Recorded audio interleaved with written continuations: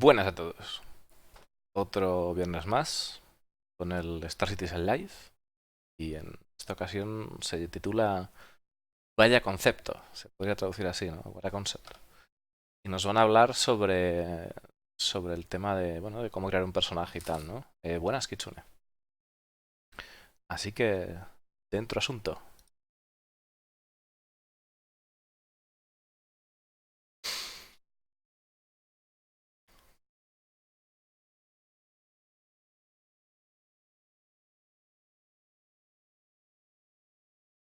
Bueno, parece ser que, por cierto, a Pi no le ha crasheado el juego, así que si crashea, sabemos que hay ese temor. Buena, Hamakuko.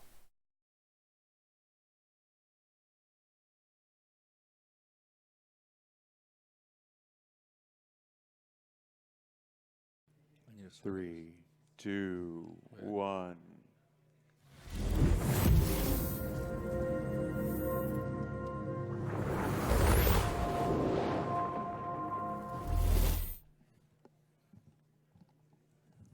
Hi.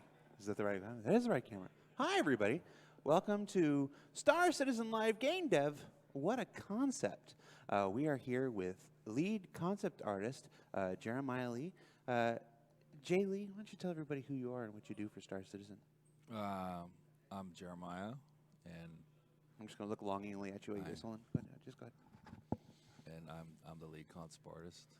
I concept the art, and I'm the lead of that. Bueno, pues básicamente presentando el Star Citizen Live, como siempre, y Jere le pregunta a Jay Lee, que es el líder de concepto, ¿no? A qué se dedica en Star Citizen, y dice que se dedica a hacer arte y bueno, que es el que lidera eso, ¿no? Truer words have never been spoken. I don't think I've ever answered that question correctly. Well, we were thinking about it before we started the show about how often we have you on Star Citizen Live, and somebody in chat pointed out that it's actually been a year. The last time I think you've been on this show was August 10th, 2018. It was a year ago. Correct. That was the trolling of Jeremiah. Yeah. Where we made you play the game, and then I coordinated a bunch of other streamers to just ruin your life. It was fun. For me, it was a lot of fun for me. We saw a retribution get lifted off the landing pad by I think 4 Hornets and then a Cutlass. Not a retribution. No, I'm not a retro. I'm sorry. Oh, Dios mío. A ver si, hablando de una experiencia de transporte de pasajeros, o estas navidades me tocará pillar el MPV personal. Uf. Este aniversario, nuestras casteras van a temblar. Bueno, acaba de decir que Discolando, que bueno, que lo juntaron ahí y lo hicieron sufrir bastante, pero lo juntaron con un montón de streamers a hacer un gameplay.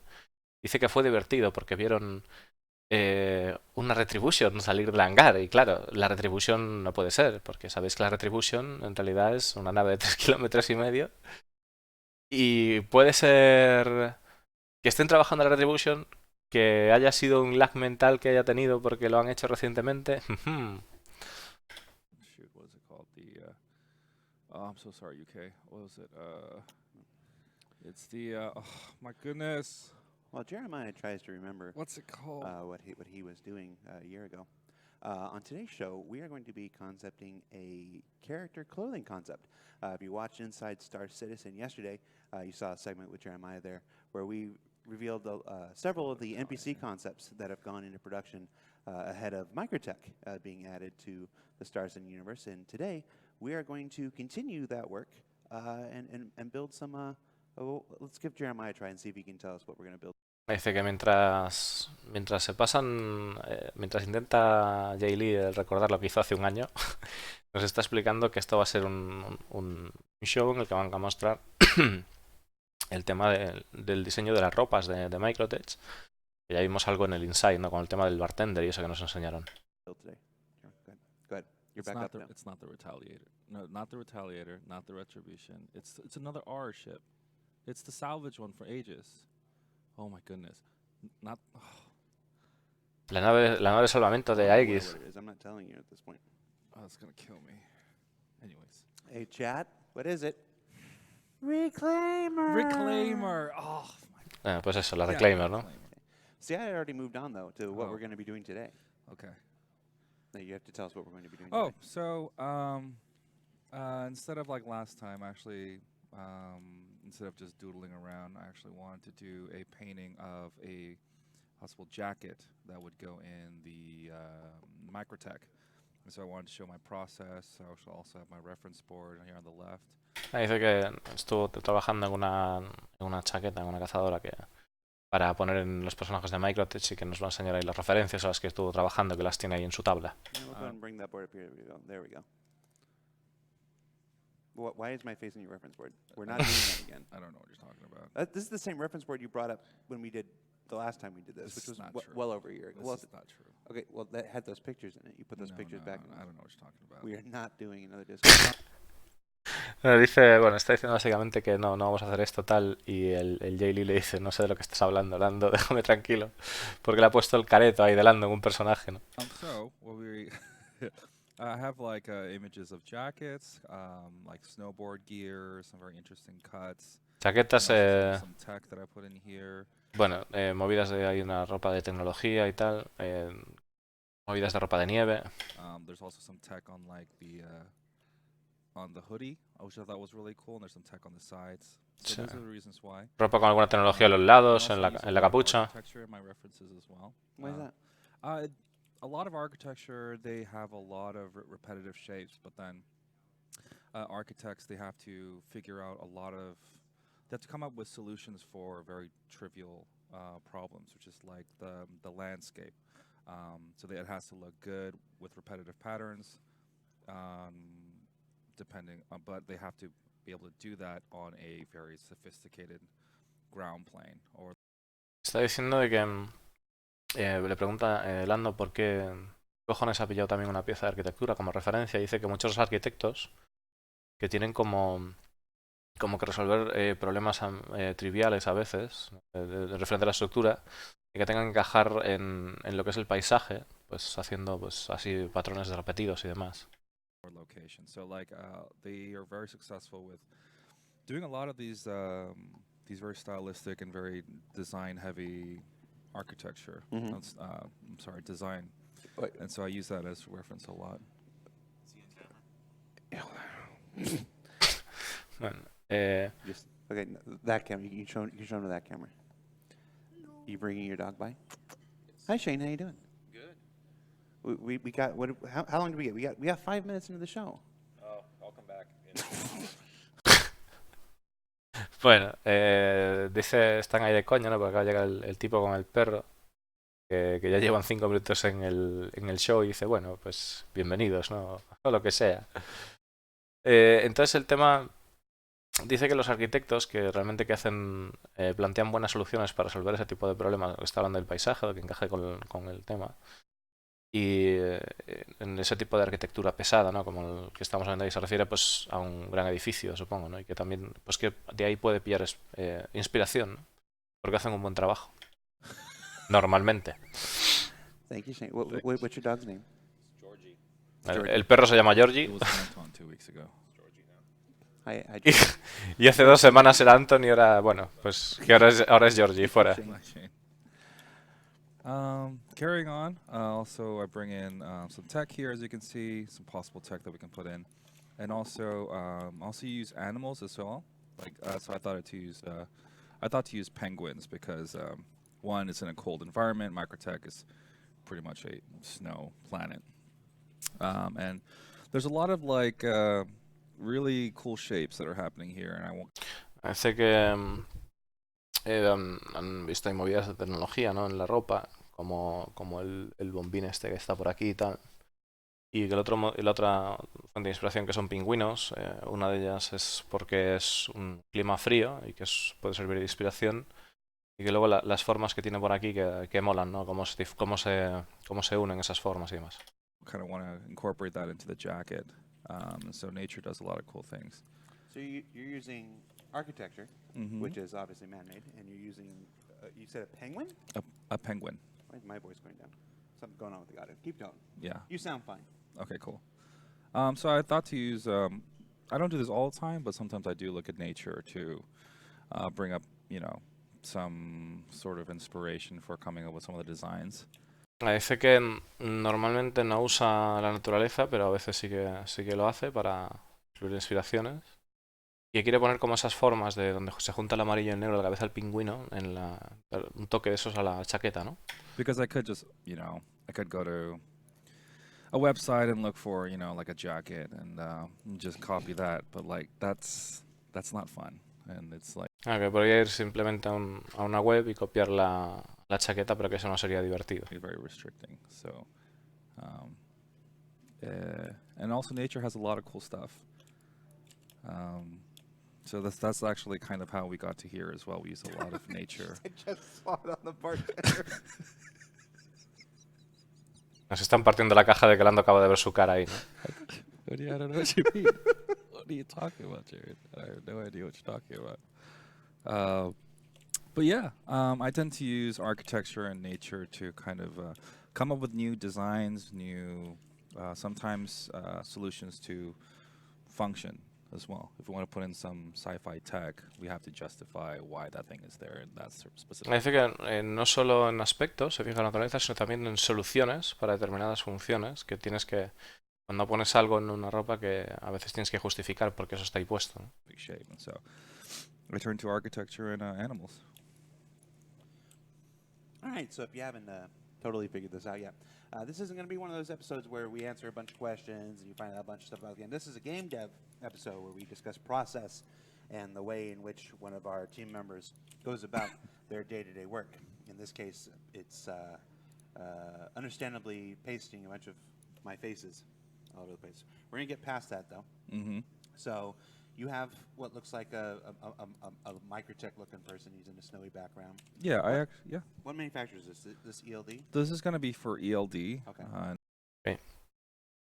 Están hablando de que, bueno, de que en este show no van a responder preguntas así importantes, simplemente van a describir el proceso de lo que hace Jay Lee, ¿no? En este caso, pues, del tema de arte y tal, y que nos están presentando un personaje con un fondo ahí, pues, tipo Microtech y demás, y que se supone que esta marca de ropa se llama ELD.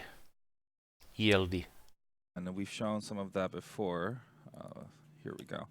We showed some of this before on an ATV, I believe. Oh, no, is it ATV or ISC? One of those. This was the style that me, my friend, no, I'm sorry, I don't remember. It was another concept artist and we worked on this together just to really have kind of like blanket shootout, like what should ELD look like in Microtech. So these are kind of like the trust fund kids, the guys who are more, how do you say, very well off. They'd be in the top 10% in Microtech. So they want to have the latest fashion. They want to be very, they have their head above their shoulders. Están hablando de que como la gente que llevaría este tipo de ropa, que sería la gente de top, ¿no? de Microsoft, o sea, gente de Viruta, entiendo, o gente de, bueno, pues que tenga algún tipo de labor que se empeñe, que sea importante, y que querían, bueno, es que esto ya lo habían enseñado en otro insight, que ya lo habíamos visto, y que querían dar esa sensación de que es gente que está mirando como por encima con la cabeza por encima del hombro, ¿no? Pues hay rollo postureo, ¿no? Type of like, there's so many words that I can't say if I don't want to say on camera. But a lot of, how do you say, prideful and wealthy. Yeah. Oh, I'm very loud now. Yeah. Individuals. And so ELD was kind of like, I'll show everybody here. This is the style guide that we created for ELD. And so in our style guide, it kind of shows like what materials you have. They have. Se llama Ska Limited Cycle. Vale. Nada, simplemente ropa casual, simple, cómoda. Las piezas son típicamente presentadas en un color sólido, pero usan diferentes mezclas de textiles y complicados patrones para crear interés. Eso es lo que sería la base de ELD. Dice, la tecnología puede ser parte de la ropa, pero debe... Vale, pero la tecnología debe como formar parte de las formas de la ropa, no debe hacer un roto en la ropa, ¿no? No vale que lleves ahí, yo qué sé, una tostadora en el bolsillo de la camisa, ¿no? Y dice, a ver, lenguajes de la forma, diferentes materiales con el mismo color, repetitivos patrones y cortes complejos. Y un solo color, diferentes sombras en el mismo color, está bien. Access to what type of tech can go on here, shape language that goes on to the clothing. And also, which is interesting, Privilege. privilege. Now your mic is off. No, it's on. It's just dying. Oh. It's my headset. It's been working. It was working through all of our tests. Yeah, what is... You keep talking. Okay, privileged individuals. But the really cool thing that I wanted to show is on the style guide, we actually put on the side on the right, it's stuff that we don't want in the design of that specific manufacturer. So obviously we can't have too baggy clothing. It's nothing too formal. We can't have overbearing amounts of tech. Dice que no puede tener nada demasiado formal, que no puede estar todo demasiado recargado de tecnología. Gente VIP es la que yo quiero en mi taxi. Hombre, pues esto tiene pinta de ser gente de pasta, sí. La ropa para gente de pasta. We can't have like ripped clothing. Nothing too artsy fartsy. Or like, you know, too extreme when silhouettes. This is an actual thing. These are actual things. Están diciendo que no puede tener pues ese tipo de formas que aparecen ahí, no nada demasiado radical, como vemos en la foto a la derecha, dice que es una cosa que está en la vida real, ¿no? So we make this so that we can kind of guide the concept artist in the correct direction. So as a lead concept artist, I actually have to make a lot of these to make sure that the team is focused on one direction or a general direction. And this type of information is very helpful for artists. Como director de arte dice que tiene que hacer muchos de estos tipos de briefings, ¿no? De tal manera que cuando la gente trabaje pues vaya todo en una misma dirección o tengan una idea general de lo que se quiere hacer, para que no se descontrole el asunto. Because that way I'm giving them boundaries to play in and not be like Les da fronteras para jugar, ¿no? Los acota. My oyster is kind of and play in it. That's pretty much how it goes. But we'll be doing another jacket for Microtech. I think we've shown a lot of interior clothing, and I know yesterday we showed the CB Code Blue apparel. Yeah, Code Blue apparel, which is a thick, heavy clothing. But CBA, they mainly work on they mainly make like jumpsuits and very padded, not necessarily fashionable type of clothing. And so that's why I chose ELD, because these guys would probably not be wearing CBA clothing. They'd wear ELD because it's the hip thing to do. Están hablando de que hay otra marca de ropa que sería distinta, que es la CBA. CBA creo que ha dicho. Y bueno, que es un poco, pues, un estilo un poco más diferente, ¿no? Diferentes formas y que la gente, pues si la gente de pasta, pues que será más rollo ELD, ¿no? ED. So I'm gonna go and try to get another headset. No. Just give me a minute. You keep doing what you're gonna do. Obviously, this was working fine for like Van a hacer, we tested. We were and it singing died. songs together. I know. Van, The show went live, so I'm gonna go get it. Okay. bueno, acaba de decirle Nando que se retira un momento y dice que no te vayas, que podemos cantar canciones juntos y tal. Bueno, las típicas paranoias que tienen ahí. Está diciendo que va a diseñar una chaqueta, ¿no? Que ya lo había dicho al principio y bueno, pues vamos a ver con qué nos trae. You take it from here. Okay, cool. Chat, be nice to him. We'll be right back. Okay, cool. I am being unmonitored. I need an adult. Okay, cool. So let's kind of start off with this one I actually sketched this morning. I didn't, because it takes me about an hour and a half to put in a general character. I also have a general background to place the character in, and I did actually use the waiter concept, which we showed yesterday, I believe, as a base, and just paint on top. Está comentando de que el diseño de lo que ha hecho le ha llevado como una hora esta mañana y que ha puesto el fondo y tal, y ha utilizado el patrón de lo que sería el camarero. But change a couple things, but it doesn't matter because we're gonna cover him up. And we named this this fellow Brad. So like, oh hey everybody. Bueno, el colega We're gonna make our jacket. So let's make a ELC jacket. el colega está como troleando porque dice que le llama, el fulano se llama Brad y está ahí haciendo como poniéndole la voz y diciendo, hola, soy Brad y tal. Lo típico. So what I normally do in this scenario, when I start something I know that I have to design a jacket of some sorts, I can just close this off. I'll actually just start blocking in shapes on top of kind of what we have here. So let's actually do, let's rough something in real quick.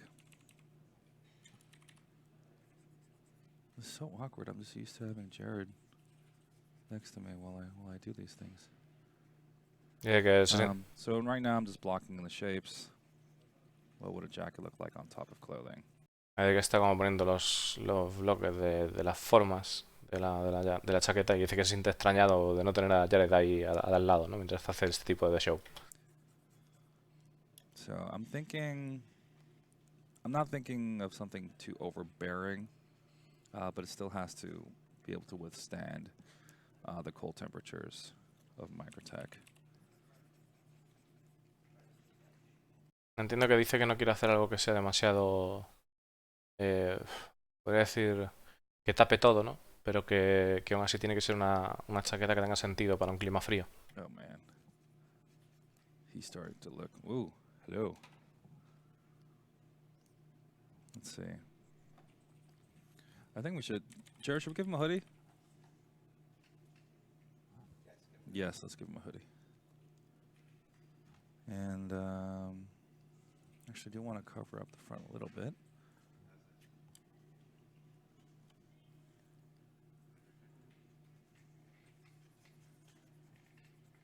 Oh, yeah, that's really cool. So I'm actually looking at this image as reference kind of right now. I think that's really cool, very successful. And, excuse me. And I'll be, once I have the general block in, I'll be using the other references that we have, like the architecture stuff, the techie stuff, and the nature stuff to flesh it out afterwards. Dice que está utilizando como referencia la chaqueta que estaba ahí y que también utilizarán o sea, esta de aquí, ¿no? Que está utilizando como referencia y que utilizará también otras cosas como la naturaleza y demás y las irá incluyendo poco a poco. So this process is actually it's fairly simple. I'm not really caring about necessarily the Hello. Oh, you're back.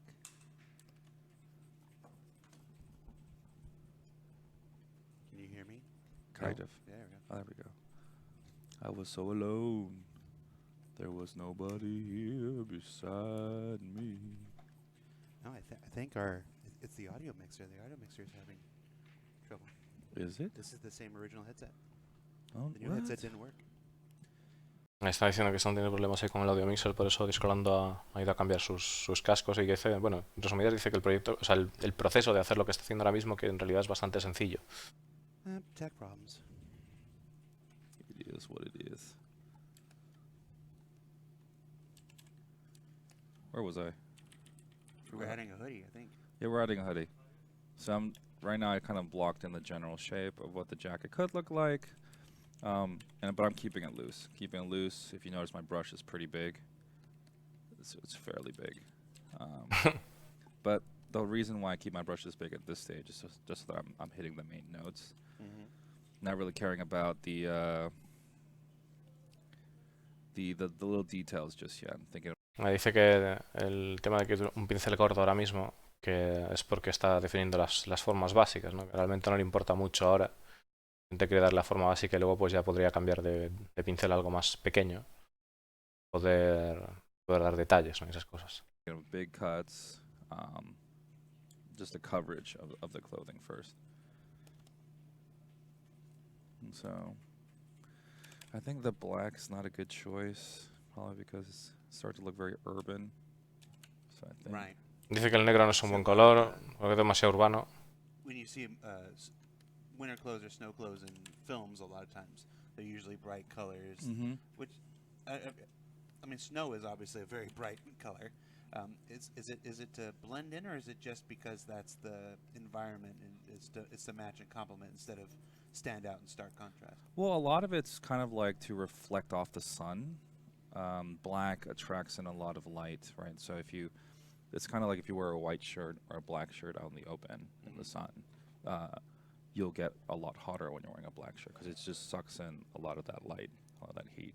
So like, And you got Me está comentando un poco sobre el tema de la ropa de la nieve, ¿no? De por qué es tan chillón y todo ese rollo. Y dice que... Comenta el director de arte, el Jay Lee, que si tú utilizas un color muy oscuro, pues al final la nieve acaba reflejando todo lo que son las luces y demás, y que eso podría subir demasiado la temperatura de la persona que esté llevando algo muy oscuro en la nieve, ¿no? Han Solo and Hoth, who wore black while everybody else was wearing light colors. Han Solo's parka was dark colors. because he's Han Solo. It's Han Solo. Han Solo is not. He's not human. I just want to see where you're going with that. He's a hero. Oh, okay. He's not just a man. Me está hablando de entonces porque Han Solo, bueno, el que siempre lleva ropa negra o donde sea y tal. Y todo el rollo. Entonces está diciendo que en realidad que Han Solo que no es humano, que simplemente es un héroe y tal. Y están ahí bromeando con eso, ¿no? But yeah, I think the lighter, it also looks more like, compared to the other one, which looked like urban clothing, this looks more, I think, more winter outdoor. Yeah, let's go with this Noob color. is suggesting that we make it pink. You know what? Let's give it a shot. You know what? Let's try it. There you go. ¡Oh! It's actually not bad. It's actually not bad. Actually really It's like cool. a snow kitten. A snow kitten. Instead of a star kitten, it's a snow Yeah, I'm also ELD. Is they're very. Dios mío, ya probando lo rosa, es que a mí me hace mucho daño a la vista el color rosa, no lo puedo evitar, demasiado chillón. Bueno, pues eso. Que pasa que quería comentar la ropa negra, que en realidad eso de la ropa negra no lo tengo yo muy claro, porque sí sé de tribus del desierto, ¿no? Que llevaban ropas negras, de hecho, ¿no? Entonces lo del calor y eso no me queda muy claro para la ropa. O sea, igual depende de muchas más cosas que solo el color de la ropa, ¿no? Bright with their colors as well, the previous ones. So actually, I'm not completely against it. Maybe we can look for like a pink highlight instead of like a primary color. Yeah. This is making me want strawberry quick, is what this is doing. Okay. I mean, this is not bad. It's not really pink. Yeah. Let's not worry about colors too much right now. Let's worry Yeah. about. Que no nos preocupemos demasiado de colores ahora, que solo por las formas, pero madre mía, que no lo pongan así porque por Dios, qué asco. I've been doing this a long time. Man, you're all grown up. All grown up. We shall call it pink. Says Don Steeler. Pink.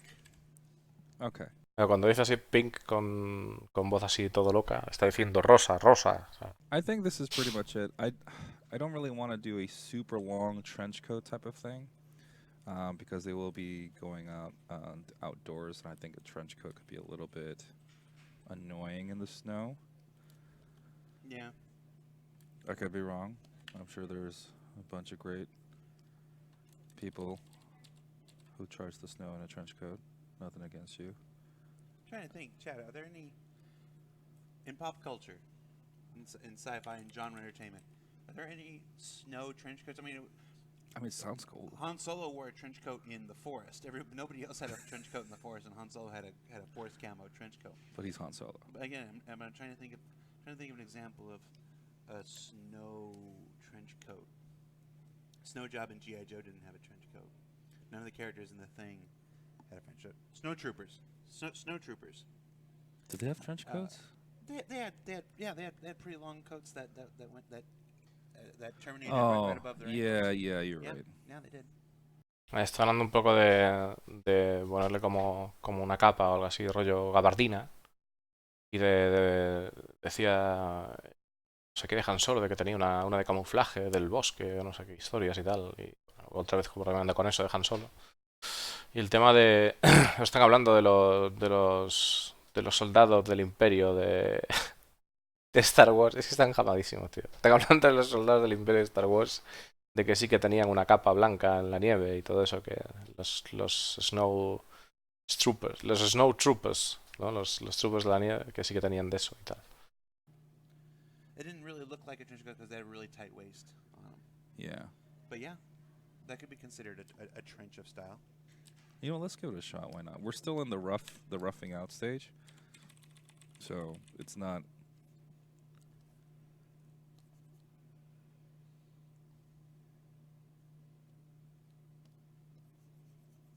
Ahí está haciendo la gabardina al final. That's actually not bad.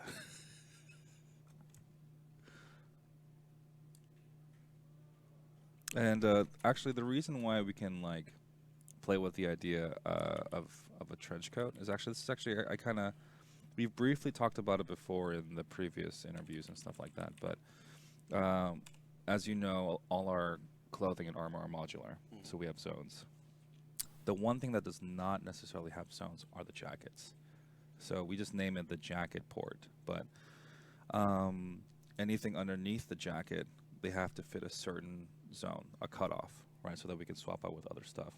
But the jacket item goes on top of all of this, so it can break every single rule that we set. So we made kind of a kind of what do you call it? A port for creativity, I guess, just so that because if we have the same zones for everything, everything will be generally the same, right? So we'll just play within what we have. It's a thing to kind of break that and so that our universe looks more fleshed out, diverse.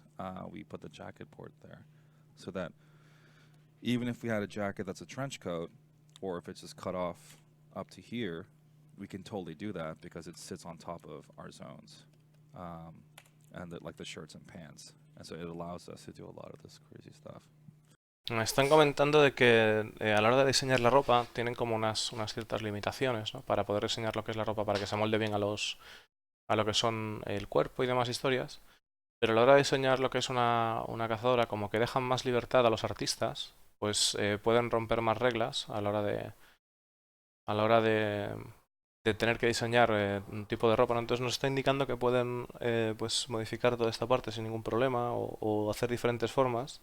Y que de esta manera el equipo de diseñadores de arte tiene más libertad y también añade más variedad al universo, al poder tener ese abanico de libertad en ese sentido, ¿no? Para diseñar lo que son las cazadoras, porque va todo encima de lo que sería un objeto de arte, que sería la ropa, ¿no? Y que parece ser que no hay ningún tipo de problema en que eso sea, o sea, en que eso se haga así, como sí lo podría haber, por ejemplo, igual imaginaros unos pantalones, ¿no? Que tiene que el tipo doblar la pierna y cuando dobla la pierna pues eso tiene que doblarse acorde con lo que es el pantalón, tiene que encajar bien, ¿sabes? No puede quedar ahí una cosa chunguísima. Y entonces, claro, como esto todo va por encima, pues parece ser que tienen más libertad a la hora de hacer el tipo de patrones de cortes y demás, ¿no? I'm not really into the trench coat anymore. Okay, I think that's a good link what you got right there. Yeah, I think this is really cool. But I think this serves a purpose. Kind of like, I think this is kind of a jacket that we can work with.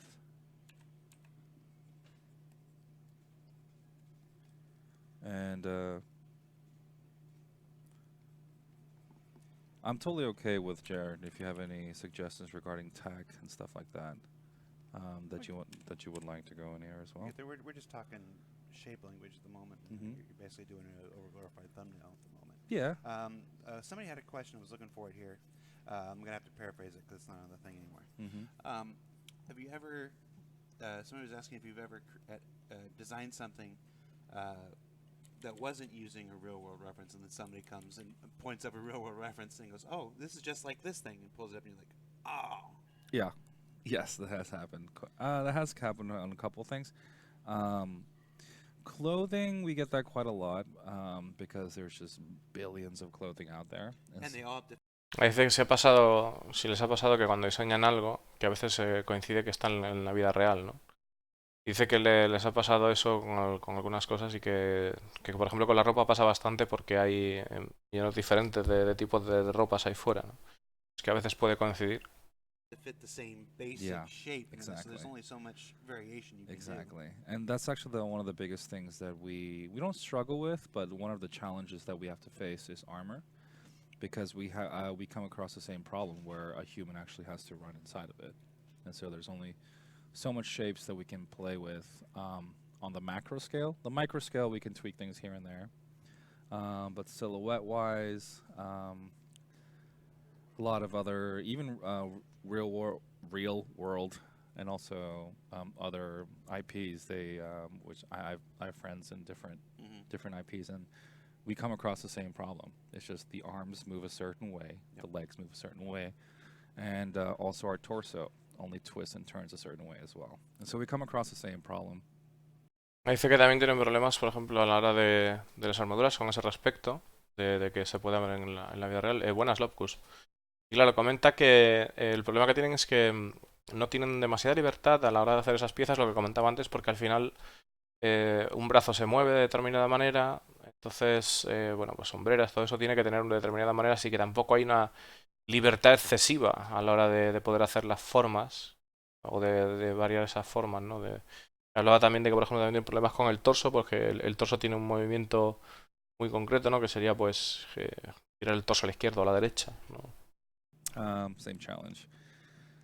Quite often, so there are times when I'll get text messages from my friends and be like, "Oh man, you stole my idea." I was like, "I made this 6 months ago." I was like, "Oh, I thought about it last night." I'm like, "Yeah, we're solving the same problem." So it's just like Claro, dice que a veces debido a esto, a que tienen esa acotación, por así decirlo, a veces se encuentra la situación de que justo habla con un compañero o le envía un mensaje a un compañero diciendo, joder, me has robado la idea, tal, porque al final, claro, como están, pues, como tienen esas limitaciones, pues a la hora de resolver un problema de forma o de cómo quieren hacer una prenda, ¿no? Una armadura, pues puede llegar a coincidir en el diseño. Más trabajan juntos, joder, tienen las mismas acotaciones, ¿no? Para poder hacer los diseños y tal, no sería tan extraño. That's really what it comes down to, solving the same problem. Yeah. Making sci-fi futuristic armor.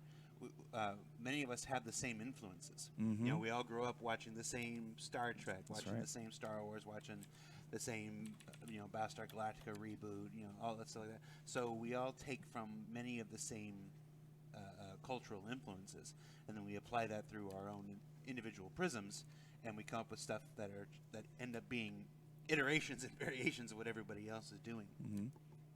Están hablando de que precisamente, además, no solo es lo de la acotación ya de los panfletos que le manda el tipo, ¿no?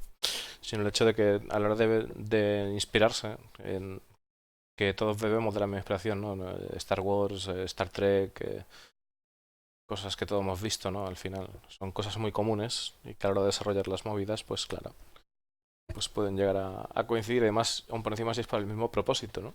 It can be hard to completely break free into something that's never been done before, and that's why you get, when you showed on your mood board, a lot of those fashions that like, no, don't do this. Like, fashion designers tend to go into crazy spaces just trying to break free from everything that's been done before. That's right. Claro, dice que además los diseñadores, mostrando el tema de las inspiraciones que tiene ahí, que los diseñadores se meten en realmente espacios locos, ¿no? O crean espacios locos de, pues eso, de meter diferentes inspiraciones para tratar de librarse del cometer un plagio, ¿no? I'm not jealous of those guys. I only mad respect. Yeah, I worked at FITM for a little bit. At where? FITM, the Fashion Institute of. It's FITM. Well, it wasn't very long; it was 3 weeks. No. I have a couple of friends who went to FITM as well. Me está diciendo, hablando que trabajó en el instituto de moda de no sé qué y tal. Personally, no. I don't own a motorcycle or have any motorcycle riding gear. Do you have a motorcycle? I just said I don't have a motorcycle. Oh. This is why we're in counseling. You don't listen to me. Hey, I'm trying to do a thing. That's why I'm trying to do a thing. Bueno, básicamente so right now I'm que actually sketching in the possible cuts, but still keeping it loose because I'm not completely convinced that this is the jacket yet. So right now, I'm just coming up with kind of a lot of this is also muscle memory of where I know seams tend to go, um, and where stitching normally are placed. But this is kind of my refinement stage, I guess, of the sketch. Dice, bueno, básicamente antes han hecho otra coña estas, que están hoy, deben ser bastante colegas estos dos, porque se van bien. Y decía de eso, de que Lando no tenía moto, surgió ahí, no preguntéis por qué, pero bueno, que Lando no tiene moto, básicamente. Deben estar hablando por el chat o algo de esa movida. Y nada, nos está comentando de que ahora mismo está como trazando definiendo ya un poco más lo que es la cazadora, ¿no? Y ver pues a dónde se dirige. But there has been times when literally I'll just do that. I've done that before too, because we're just working loose. These are pretty quick. I normally don't talk while I'm doing this, so Yeah. I'm a little slower than I am when I actually work. No, we've had that conversation before. When we do like the gameplay streams, I find it very difficult to talk and play effectively at the same time. Yeah. The big name streamers, not even the big names, are just as successful. Bueno, pero será cabrón. O sea, la madre que lo parió. Dice, bueno, nada, porque dice el compañero que están yendo un poco lento, más de lo habitual. Y dice, sí, la verdad es que yo encuentro muy complicado, encuentro muy complicado jugar y hablar a la vez con la peña. Y yo, cabrón, primero tendrías que aprender a jugar al juego, desgraciado. Si la última vez que estuvo jugando eso era un puto desastre, se le iba la Gladius y no estaba el hover mode. O sea, no estaba el hover mode y el tipo estrellando la Gladius. O sea, y ya con el parche avanzado. O sea, yo cuando fueron para enseñar la misión de Tecia a Pacheco, que eso no se me olvidará en la vida. O sea, es un desgraciado. O sea, como un tío que está streameando ahí, que está cobrando además de decir cómo hacerse esas desgracias, serás cabrón. Y luego, pues ya os digo, o sea, cuanto vamos a discolando con el hover mode, mira cómo nos sale haciendo, porque eso puede ser un espectáculo. O sea, en fin. Streamers. When I say success, I mean the ones who can actually talk and play at the same time are incredibly impressive to me. Because when I talk, my hands tend to be very sluggish and non-responsive when I'm talking, which is weird because I tend to move them around quite a bit. But maybe that's what it is, because I tend to move my hands around when I... Vale. Dice que de hecho admira mucho a la gente que es un streamer de éxito y que consigue hablar y jugar a la vez. Porque dice que él cuando habla que como que se le ralentizan las manos o los gestos de las manos, ¿no? Y que además, no solo eso, sino que al hablar gesticula mucho. Entonces, debido a eso que como que le cuesta. Y bueno. Yo qué sé, a ver, el Discolando en realidad yo creo que es un streamer que para la comunidad que está guay. O sea, no, de repente a veces mete alguna... Salvando lo que son las liqueadas, pero bueno, yo creo que mucha gente de Star Citizen ha hecho leaks de Cloud Imperium Games. Tampoco es algo que sea. Y luego el tema de que yo qué sé. Yo creo que la diferencia entre Discolando y mía, por ejemplo, que yo soy un gamer. Es decir, yo juego muchísimas horas. Discolando yo creo que es un friki. Es decir, sabe mucho de rollos de Star Trek o de Star Wars y tal, y todo el rollo y tal. Y le mola ese rollo, ¿no? Pero gamer de PC hardcore, o sea, es como por ejemplo es Pedro Camacho, que Pedro Camacho también es otro gamer. O sea, creo que no es, o sea, sentido. Buenas, Matilos.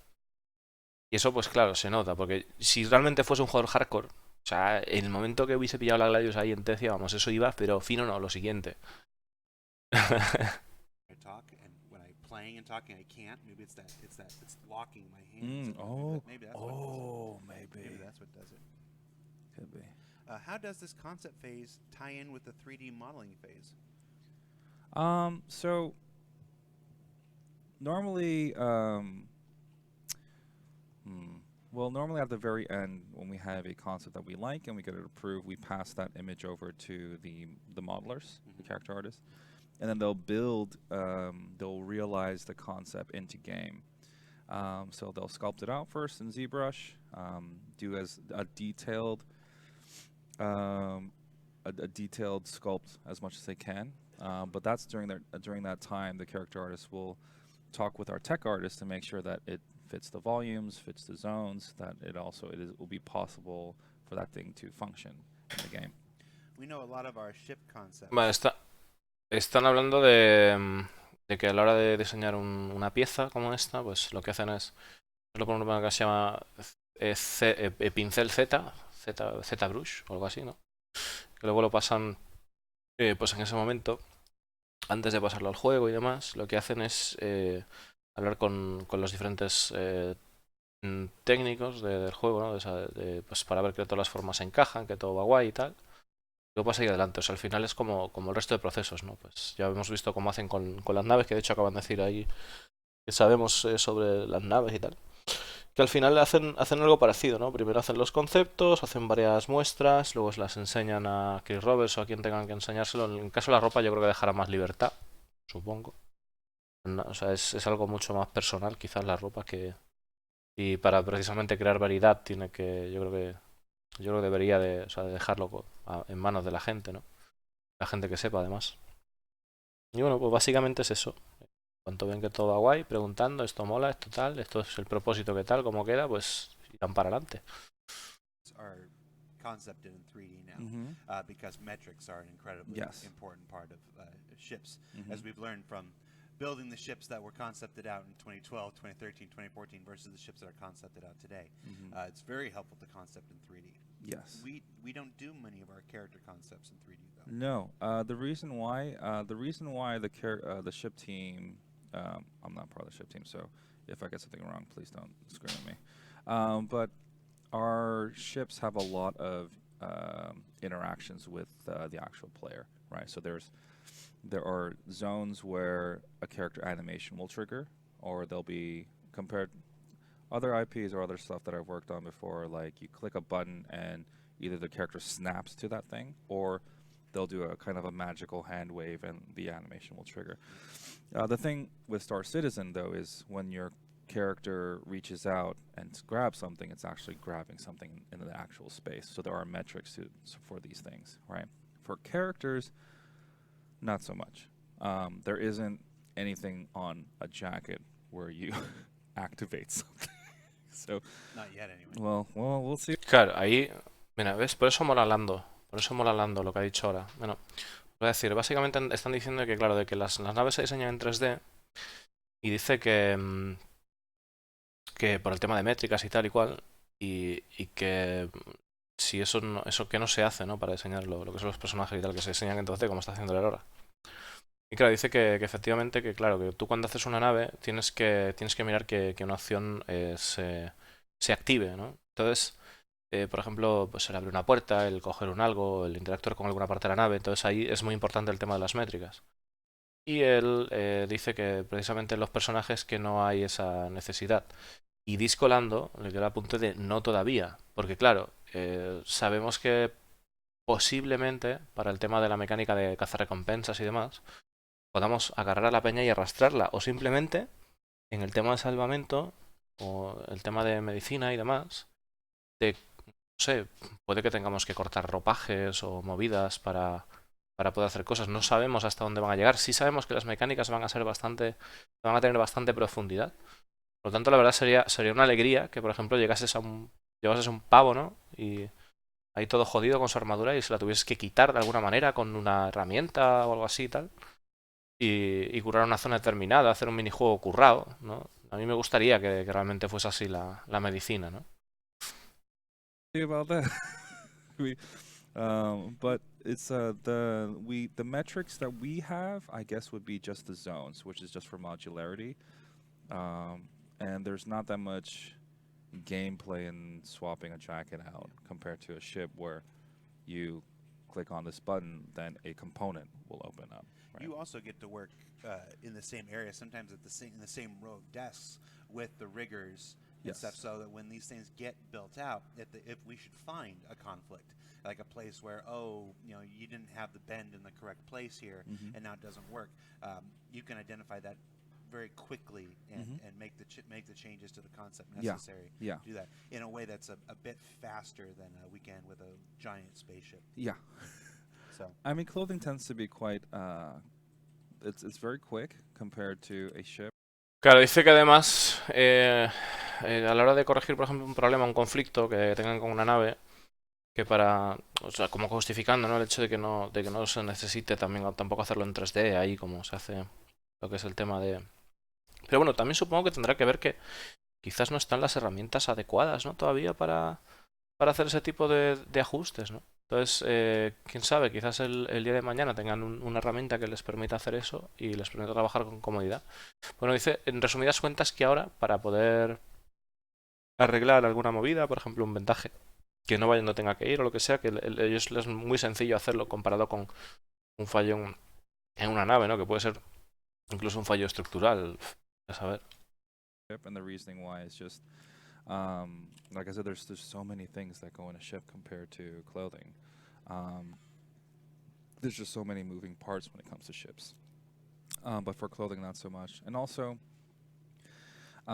it's very, for the character artist, it's very helpful to have concept, because you'll have an artist that would design clothing so that we have the design locked in, right? And also, the concept artist will try to be as helpful as they can by respecting a lot of the zones. But there are times when I tell a concept artist, like, hey man, just go nuts, right? Just give me something really cool and we'll figure it out. And tech artists are they're super talented. They're very, they're a lot smarter than me, way smarter than me. You mean Gage? Well, yeah, Yeah. he's definitely way smarter than me. And they'll try to cater to the art. And so it's the concept artist actually does shorten a lot of the production time of an asset, just because if you have a character artist trying to come up with a lot of things while thinking about this has to go in the engine, it's just a lot of things to process. So the concept kind of cuts that production time. Está comentando las diferencias que hay entre un diseñador de conceptos de tecnología comparado con ellos, ¿no? Que dice que, bueno, pues que los considera mucho más inteligentes que él, ¿no? O sea, que tienen mucha más maña, digamos.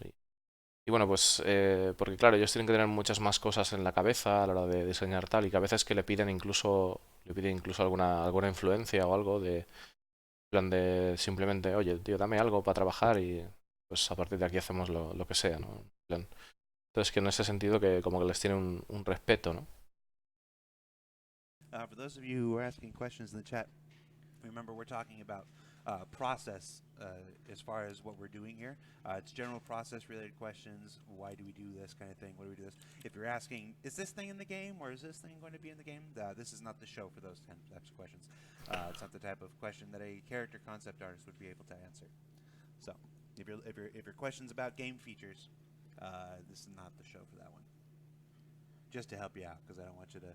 Claro, al final acordaros de que precisamente lo que estamos aquí viendo es un artista de concepto, ¿no? Porque si os acordáis, en la CitizenCon del año pasado nos habían enseñado cómo hacían el tema de las ropas y todo eso, ¿no? Cómo se lo curraban y tal. O sea que a partir de esto, digamos que...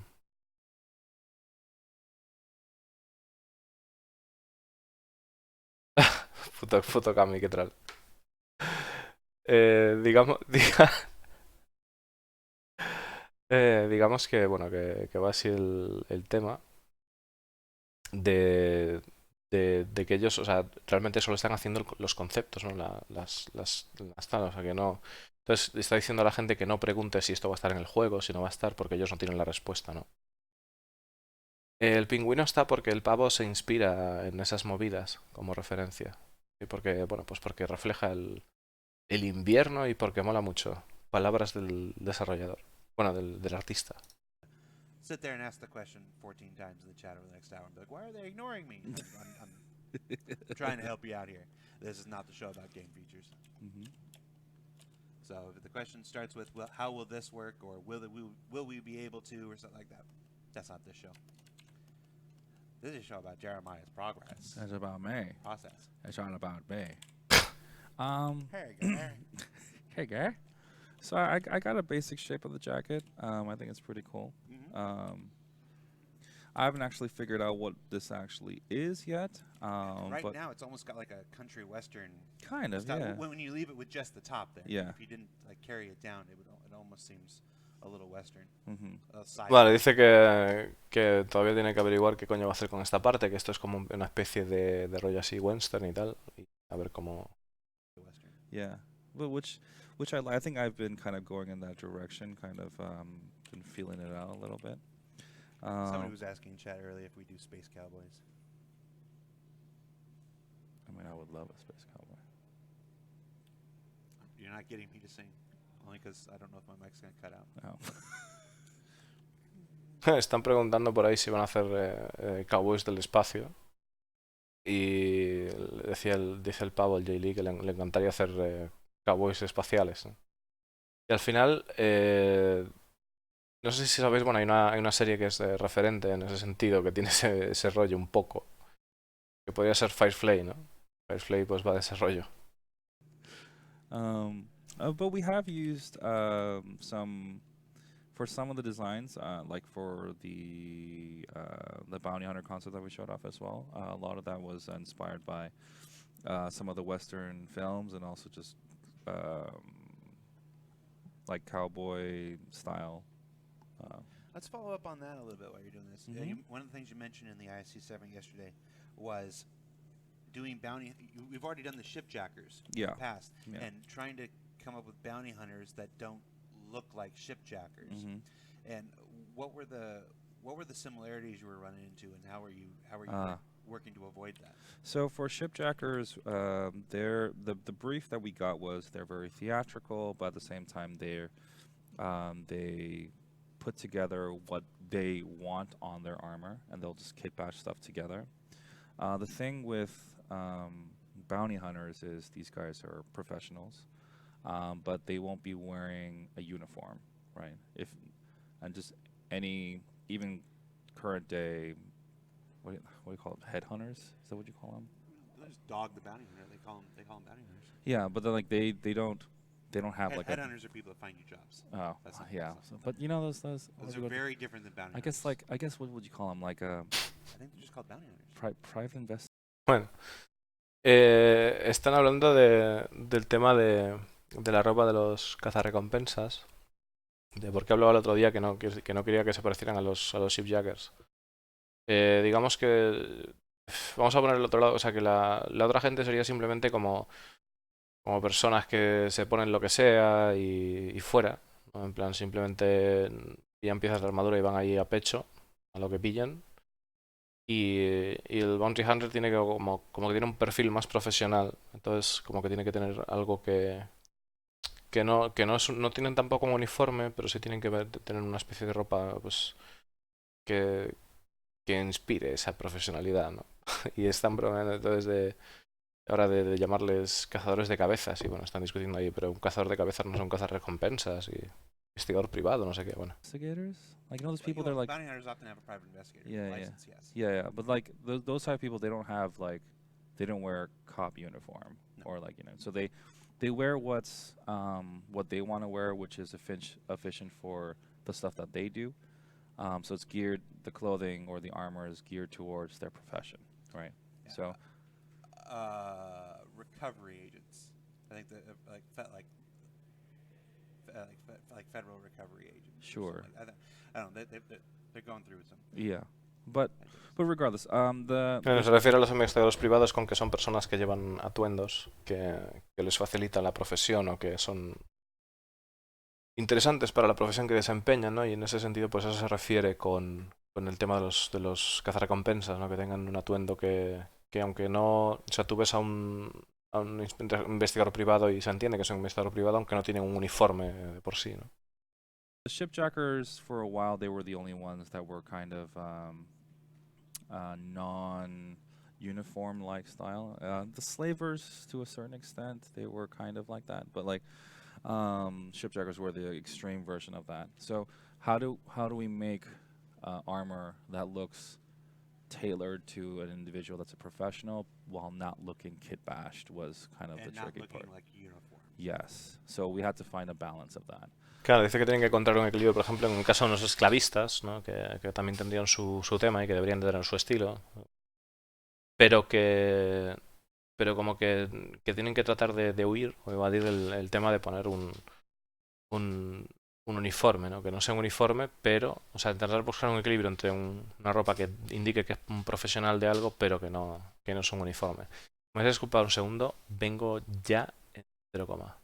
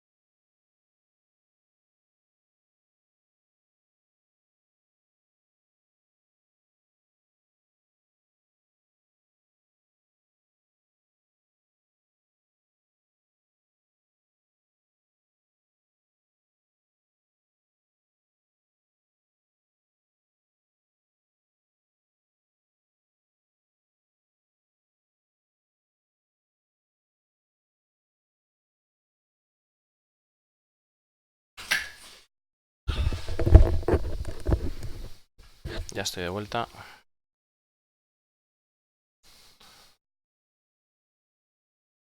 And also making something look customized is quite difficult if it's tame. Because we can just go the crazy route, just add spikes to it, right? And just it looks customized. But if it's for someone that's very methodical, someone that's very logical, very strategic, it's a little difficult to come up with personalized things. Like the moment you put like a sticker on them, they don't look orderly or like they look like they'll just fool around. But when we want them to look like they mean business, well, they'll be like, you know, pounding on your door, be like, I'm here to collect, that kind. Bueno, básicamente después de un montón de cosas que ha dicho, sacamos en resumidas cuentas de lo que aquellos que lo que quieren hacer es que pues un cazarrecompensas llame a tu puerta y diga estoy aquí para recolectar. En fin. Yeah, yeah. And so that was actually the trickiest part for the bounty hunters.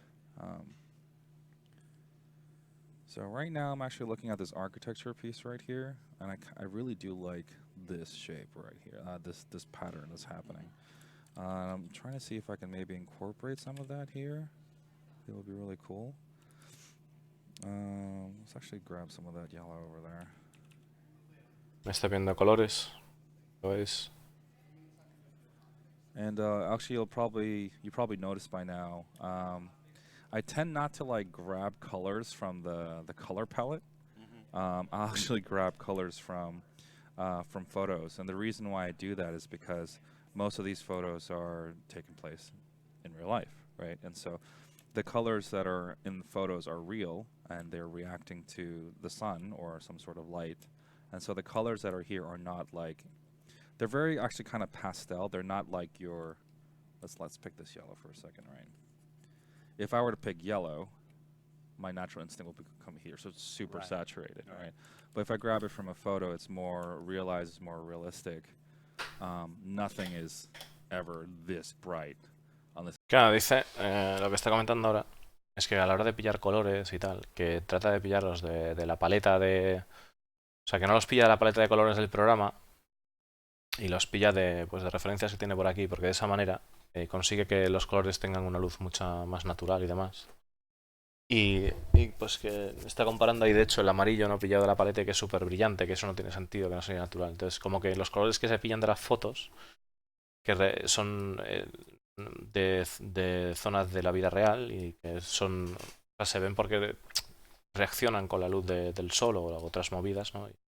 Y como que se ven más naturales. Mi pregunta sobre los cazarrecompensas es: si en un 890, por exagerarlo un poco, se me cuela un pirata de los pasajeros, pero no le he aceptado yo para que entre, sino que se ha colado, me disparan a mí o me darán el alto para poder entrar al pirata. Ahora mismo, si tú llevas un pirata a bordo, es decir, imagínate que yo voy con mi nave, ¿no? Y que imagínate que llevo a Spugmeyer en colega de la hermandad, que es pirata. E imagínate que nos para la UE para mandarnos un escáner ahora mismo en tal como está el juego, ¿no? La 361. Pues yo me comeré un rollo de pirata por llevar a alguien que es pirata a bordo. Entonces, de momento es lo que hay, ¿no? En el futuro pues ya veremos cómo resuelven. Yo supongo que sí que te llegarán a entrar a la nave, ¿no? Y más en un 890, que es una puta bañada. O sea, no sé, imagino que tendrán que hacer algo al respecto. Pero ya veremos a ver cómo resuelven ese tipo de cosas. This is like a fresh coat of paint that's been with like 10 layers of that in a very controlled setting. So that's kind of like one of the, for all you artists out there who are picking stuff up, what I tend to do. So design in men's fashion is Mhm. often very utility based, Mhm. while for women it's more often about look over Mhm. utility or style over utility. Mhm. How do you balance that since we're often making outfits that work for both men and women? So for I do understand where that question is coming from. So the thing is, I try to keep um, the clothing gender neutral, right? There are some cases when we make them specifically cater to a specific gender sometimes, but I would say about 80 to 90% of the time, I try to keep them gender neutral. So like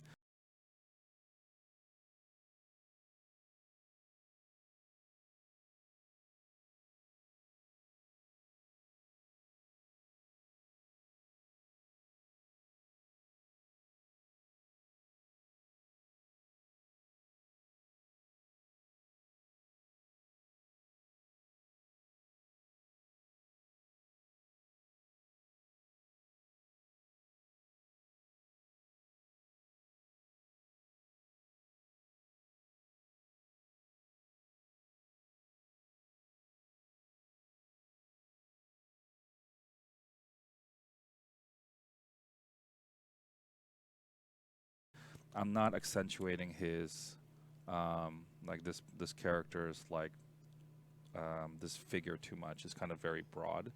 I wouldn't put like I wouldn't put cuts like right here, and then I wouldn't put like an ab thing like right here. I wouldn't do that because La madre que me parió, que tenía el micro muteado. Me cago en la puta. A ver. Estaba diciendo que estaban comentando que le hicieron una pregunta. Hicieron la pregunta de si. Bueno, de que la ropa femenina normalmente tiende más al estilo que a la utilidad, que la ropa hecha para varón. Entonces le preguntaron eh, si que cómo hacían esto o tal, ¿no? Y dice, bueno, entiendo de dónde viene la pregunta, dice el tío. Y dice que realmente que el 80-90% de la ropa que diseñan que en realidad es género neutro. Que sí que lo hacen en algunas ocasiones, pero que no es lo habitual, ¿no? obviously this wouldn't look good on a female, right? And so I keep that in mind, and I've done it for so long with this company, and for Star Citizen. So like it's kind of a natural habit for me. But I try to keep them as gender neutral as possible. Sometimes design will call out, oh, it has to be a specifically tailored towards women. Then that's when I might change the cuts of things. Mm-hmm. But the overall look and the overall feel of the character, I will do that based off of what that character is. So if that character is a very attractive individual at a bar that's trying, maybe it's like a James Bond type of villain that's trying to like seduce a player or something, then there's a little bit of like a look that I would look for. What a look that I would look for. There's a look that I would. Dice que normalmente en realidad sí que puede recibir alguna petición de ese estilo, entonces trata de cambiar un poco los cortes, los patrones, para, bueno, pues para darle ese toque a algo de ropa de mujer y tal, que puede que haya algún corte así, ¿no? Que se haga. Pero que normalmente lo que hace es diseñar la ropa para un personaje concreto basándose en lo que ese personaje es, ¿no? Lo que puede hacer. Imaginaros pues lo que está comentando, imaginaros el tema de un James Bond en el bar y que intente pues seducir a alguien, ¿no? Pues entonces intentará poner ropa que sea acorde con esa idea. You're an artist, not a That I would I would research, right? And so seduction would be one. So I would drive that drawing or that concept in that certain direction. But if regardless of gender, if the direction of that concept is supposed to be utilitarian, regardless of what gender it is, I'll make it look utilitarian, right? And so Gender doesn't really play a factor in concept unless it's been specifically called out. Like this, like for instance, Twitch Pacheco. Okay. Looks very utilitarian, right? Combat focus. So Claro, dice que el género no juega un papel importante a la hora de hacer el concepto. Si por ejemplo, un concepto tiene que ser utilitario, pues será utilitario, como es el caso, por ejemplo, de Tisia Pacheco, que vemos pues que ese rollo ropa combate y ya está, ¿no? she didn't look. She wasn't sexualized in any sort of way. She wasn't taking a direction. She's not wearing a dress, like a bar dress type of thing. That character happens to be female, and she's wearing tactical gear, right? And so, it really depends on the brief, and then the concept artist will follow that brief. So, gender's kind of like a. Especially when you're trying to extrapolate out 940 years in the future. Yeah, that's the. That's also. Vale, pues básicamente diciendo eso, que en Tisia Pacheco tienen una ropa que es táctica y que dependiendo al final de lo que sea el plan, ¿no?, que haya por delante, pues es que puede que sí que se le dé, pero que se tiene que, pero normalmente que simplemente pues el género no importa y bueno, dice Jared, especialmente 900 años en adelante, ¿no?, futuro. Really hard. Now, one of the challenges refiriéndose a que 900 años adelante en el futuro, que también es complicado el diseñar patrones o cortes, ¿no?, de ese estilo. Tienes que tener eso en cuenta y demás, y lo que ello conlleva, ¿no? Is actually, how do we make this look futuristic, but not Still recognizable. Yeah, that's always the hard part, because clothing that we're wearing now is way different than 500 years ago, right? Way different than 100 years. 100 years ago, yeah. The only thing that's kind of stayed is probably like tuxedos and suits, but that's because we were like, oh, that's this tradition that we keep. But even that's slowly starting to change. So, but 900 years in the future. So that's actually something that that I get into arguments with the artists. We run into that in all aspects. We run into it in shit Claro, art. está comentando que efectivamente la ropa que tenemos de 500 años hacia ahora, que ha cambiado un montón, incluso han cambiado de 100 años para ahora, ¿no? Y que incluso los trajes, que son algo más tradicional, también están cambiando en cortes y patrones, y que a la hora de diseñar o pensar en la ropa del futuro, que es algo con lo que están pues en debate, en discusión con el resto de artistas, ¿no?, que es algo que es un tema fastidiado, ¿no?, por así decirlo, en el buen sentido, claro. Art, we run into it with environment art. It's you want to extrapolate out to 900 years in the future, but we're not making a game for 900 years in the future. We're making a game for people that live today. Yeah. So you still want to have visual cues and things that folks can build an emotional attachment to, that they instantly recognize today. Right. That you instantly say, okay, that's a chef. Okay, that's a supply closet. Okay, that's a... Claro, estaba diciendo precisamente que, ok, quieres hacer diseño que sea futurista, pero también quieres que las cosas o sea, entiendes que es un juego que va a ser jugado por gente de nuestro tiempo y que tiene que haber cosas que sean referente o que le den pistas a la gente de lo que está haciendo alguien, ¿no? Por ejemplo, el caso del cocinero o el caso de tal, ¿no? Saber que, pues, por la ropa a qué se dedica o qué hace, ¿no? That's a dune buggy. So you want to build enough of these visual attachments that players today can recognize instinctively what it is, but at the same time demonstrate some manner of progress 940 years Exactly. into the future. It's a delicate balance to toe, and everybody from our environment teams to our ship teams to even our character teams are constantly balancing that. That was actually the trickiest part, which was the chef concept that we did, because like I said in the video, the chef outfits today are super simple, and we're like, how do we make that look sci-fi? Claro, está diciendo precisamente Lando eso de que encontrar el equilibrio entre lo que sería pues una ropa del futuro y de ahora, que es complicado, que es un tema delicado, ¿no? Y que decía que precisamente eso es una de las cosas que ha pasado con el tema del chef, que los chefs, son los cocineros de hoy en día, que tienen una ropa súper sencilla, bueno, pues lo típico, el gorrito, la bata blanca y a tirar. y que cómo podrían darle eso un toque futurista, ¿no? Y el resultado que tuvieron pues fue el que vimos. And we were really struggling with that for about a couple days, and we're like, so the solution that was we look for the most complex looking chef outfit that still was still relevant to the other normal looking chef outfits. The hat did a lot of the selling. Yeah. And also the big buttons, and just having the apron in the front. So that we were like, okay, what were the key beats of a chef outfit? And then we started putting tech lines on it and interesting cuts. We're like, maybe they use different types of fabrics. Maybe they use Like stain-resistant fabrics. yeah. And so like maybe it's a little bit more difficult to. Well, no, maybe it's easier to cut, right? So we made it a little bit more intricate. And so we had to find a lot of different ways to solve a very simple request, which is give us a chef. So it's like we have to come up with a lot. Claro, dice que lo que hicieron fue fijarse en lo que sería lo básico de los patrones de lo que identificaría un chef, ¿no? Los grandes botones, el sombrero y tal, que eso hizo bastante como seña identificativa. Y que luego pues pensaron en incluir esos patrones como nuevos tipos de tela o movidas de tecnología, ¿no? A esa ropa. Y comentaba ya o por ejemplo ropa que fuera resistente al vapor y así, ¿no? Solutions for that. One of the questions in the chat says, have you ever considered LEDs or other animated effects on Microtech outfits? Yes, we have. And we talked about it on ISC last quarter. Did we? Yeah, when we showed off the first ELD Oh, stuff. yeah. I closed it. I can bring it back Do now. you have some of that stuff? That's actually the ELD is the manufacturer we're working with for now for this. So you already introduced a number of LED effects.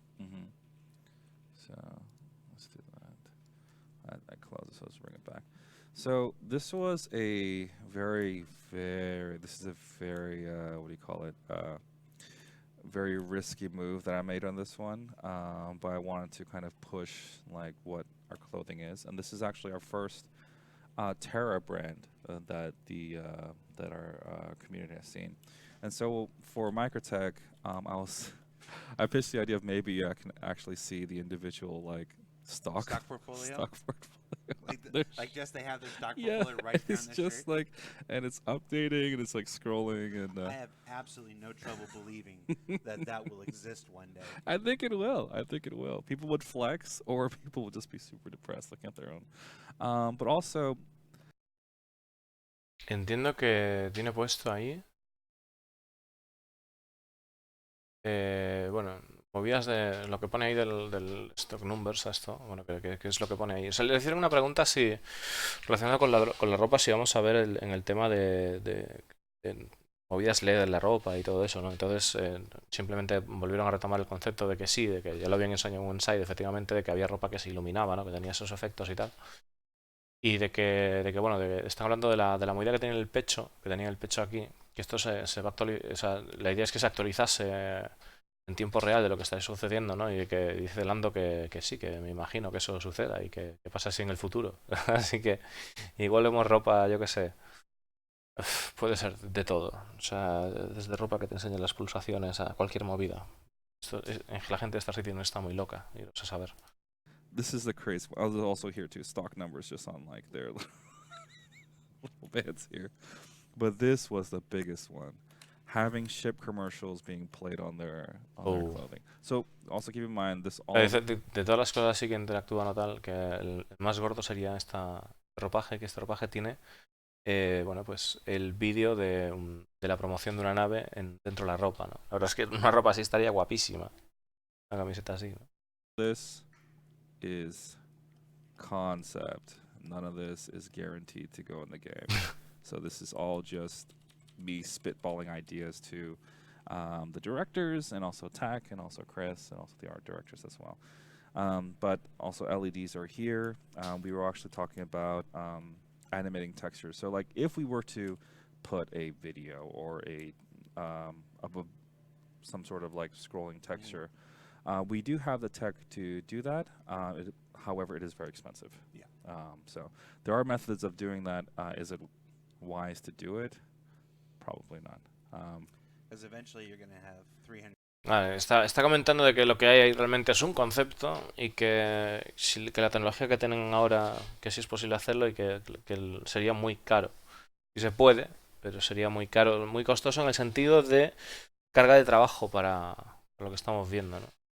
Pues hombre, igual acaban desarrollando o sea, cualquier historia, yo qué sé.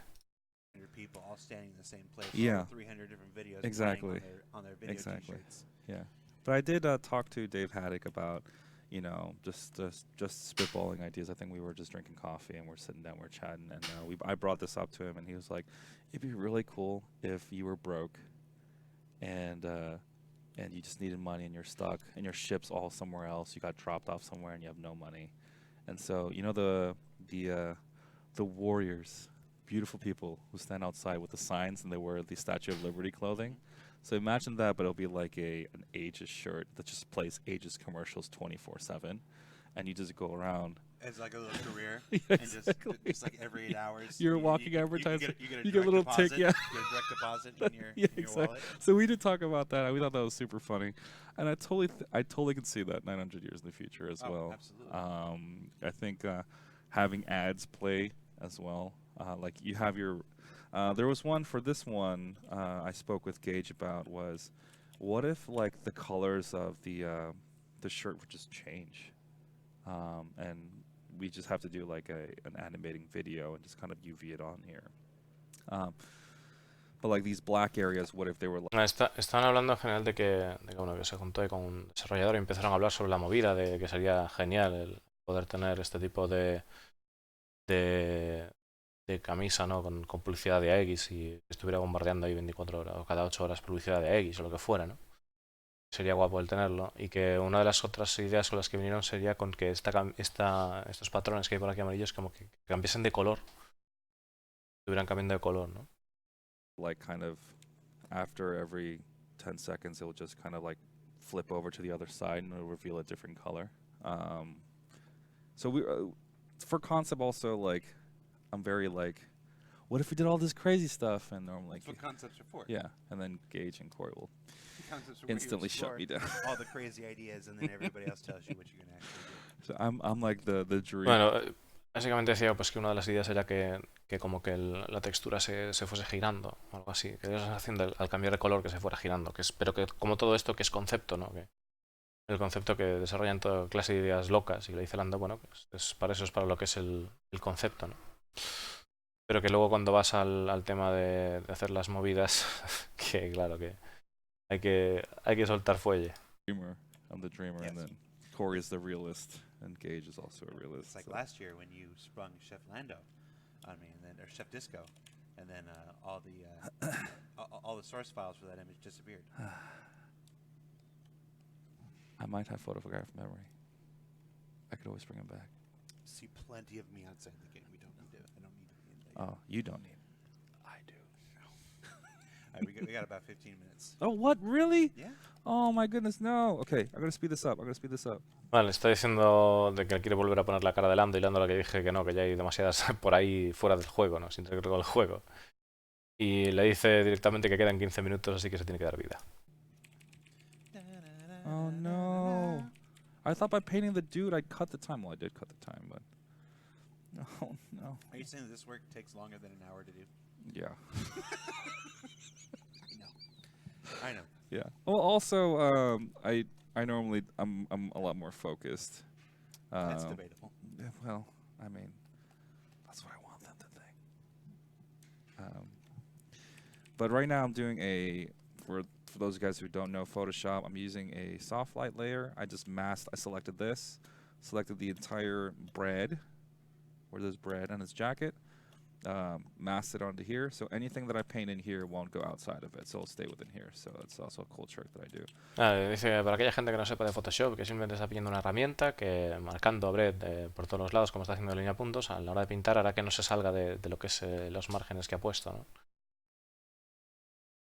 And so right now I'm putting a basic lighting pass on the jacket, because without this it looks very flat. And so now I'm actually adding value to the clothing. Oh man, it's already been 45 minutes, dude? Oh no. Por supuesto están diciendo que este trabajo lleva más de tiempo que hacer de una hora, ¿no? Y que normalmente que él está más centrado además... dice que, que normalmente que él está más concentrado, o por lo menos que eso es lo que creo que pensemos, según Jared, que depende del día. Y bueno, que ahora mismo que quiere hacer Jacket feels like kind of wrapped around the character now. It's que very quiere hacer flat. Now it actually starts to look like it's actually wrapping around him. It actually has some volume. que esta pasada que está haciendo la está haciendo súper rápida para saber qué sensaciones trae y que le está poniendo algo de volumen y demás para darle a ver cómo se queda, ¿no? Básicamente. I'm not asking him that question. What? What? Ask me what? Someone wants to know why you're so sweet. Oh. What made you this way? Oh. I was born this way. Dungeon Master in your shirt. He does. Although not for like a year. Bueno, claro, a mí también me obligan a traducir. Básicamente está diciendo de... Buena, zorro. Básicamente está diciendo de... La peña le pregunta ¿por qué es tan dulce? Y yo... Dice el pavo que nació de esa manera. En fin. Hey, man. I can't believe it's been a year since we've done this. I know. I know. Chef Disco was I a want year to do ago. more of this. This is a lot of fun. Dice que... You know what I would like to do? Like maybe we could, since I'm live, you can't stop me. What I would like to do is like maybe we just take a character from beginning till end. It could just be in concept, like part 2. Like or pause wherever we end with this and come back to this later. Yeah, it doesn't have to be this one, but like it could be like just dude, think of all the content that we can make. Power, Jared. Bueno, básicamente están comentando de que hace como un año que no hace ningún show con Lando y que le mola mucho el rollo y tal. Y le está proponiendo a Lando de que podrían pillar un personaje y hacerlo desde el principio hasta el final, y ir haciendo las diferentes partes y todo eso. Y le dice Lando, imagínate la cantidad de contenido que podemos sacar de aquí, la cantidad de horas, ¿no? We have the power. Si tú tienes el poder, le dice. Not a new Monday show. It's hard enough to fill this show every Friday. Wait, every Monday? Every Friday. Dude. I mean, I would have a lot of fun. People dude. think making videos is the easiest thing in the world. I Like, you know. just wanna, it's like people Dude. want to work. Dude, it's easy with me though. Look, I make so much content for you. Look at this. Like, I'm like a gold mine. Me está diciendo que lo hace sonar como si fuera súper fácil hacer vídeos de estos y tal. No creo que le sea muy complicado, la verdad, porque, en fin. Y el pavo le dice que es como una mina de oro, el Jay Lee, ¿no? Para crear contenido, dice. Oh, what can I go over? So let's talk about different materials. Do we have time? Oh, we have 10 minutes. Let's talk about different materials. Okay. So painting materials. So the thing that I've kind of learned over the years is that cloth and metal and plastic, they have a different, we say spec, but pretty much is how that material reacts to light. So like you can see it kind of like today with cars, right? You see cars that have matte black, and you also have that shiny car paint. And also if you look at cloth, it's not as super shiny as well, and sometimes you have like leathers which are super shiny. So knowing kind of the spec values or just a general spec of materials will actually help differentiate what is cloth, what is metal. So that way our character artists know exactly what that type of metal is. Because están hablando de la hora de los materiales y demás, que es importante tener las especificaciones, porque mediante las especificaciones de la ropa o del estilo, pues metales o diferentes reacciones que veremos de la luz y demás, ¿no? Al final realmente sabemos qué material es prácticamente pues por cómo relaciona la luz sobre él, cómo incide, ¿no? Son las sombras que refleja. Es decir, si tú ves un coche que es metalizado, se nota con la legua, ¿no? Que es metalizado por cómo refleja e incide la luz. Buenas, Pedrusco. Pues zorro, el tema del live de hoy pues es un live de relax, ¿no? Enseñándonos ahí cómo hacer un personaje. Because if I just gave this to them, they'll be like, I have no idea what that is. Exactly. So, for instance, let's just make this more of a plastic. Hacer esa parte más plástica. Could be like a matte metal if you wanted to. O un metal mate. this would have a. Yeah, I feel like in an Arctic environment, you'd want matte and not shiny because there's going to be enough shine off the snow that you'd want whatever can suck up a reflection. Yeah. I agrees. Oh man, I have to like speed paint now. Speed paint. Why not a daily show? Because people are here to work and make a video game, not make videos. Bueno, ¿por qué un show diario? We get to make. Están preguntando por el chat, supongo, de por qué no hacer un vídeo diario. Y dice, porque la gente está aquí para hacer videojuegos, no para hacer un vídeo diario. These videos by the grace of our developers who take the time out of their schedules doing their actual jobs to do our videos. By my grace. By your grace and the grace of many others. Oh, but it's about me now.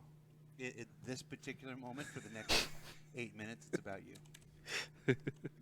Bueno, pues dice por su grandeza y todo el rollo que gracias a su grandeza ahora se puede hacer este vídeo y dice y por tu grandeza y por la de todos los demás y el tío le dice bueno pues es por mi grandeza ahora, por los 8 minutos que te quedan de grandeza.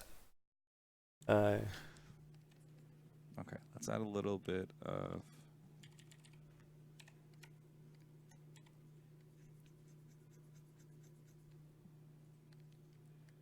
spec here. So the highlights really do a lot of the trick.